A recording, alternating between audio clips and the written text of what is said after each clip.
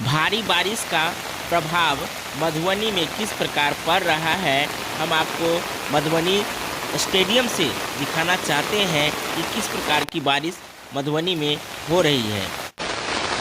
Hi friends, हम आपको आज मधुबनी में हो रही भारी बारिश का सीधा लाइव प्रसारण दिखा रहे हैं। हम आपको मधुबनी स्टेडियम से लाइव प्रसारण दिखा रहे हैं कि मधुबनी में लगातार भारी बारिश जारी है और रात भर भारी बारिश इसी प्रकार बना हुआ है।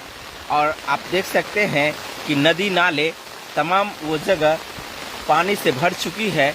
यदि आपको ये वीडियो और ये विजुअल यदि दिख रहा हो तो ये देख लीजिए, मधुबनी का सबसे बड़ा ये पानी निकासी का जो नाला है ये पूर्ण रूप से फुल हो चुकी है। और साथ में आप इधर देख लीजिए कि भारी बारिश लगातार 10-12 घंटों से चल रहा है।